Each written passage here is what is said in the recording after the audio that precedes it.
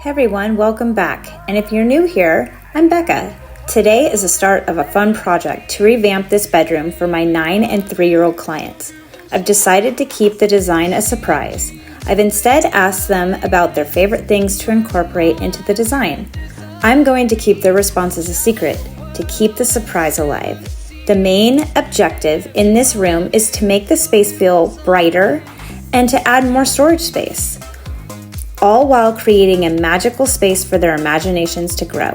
I'm starting off by painting the entire room in an ultra flat white paint. It may seem basic, but this color will serve as the perfect base for the exciting plans I have in mind.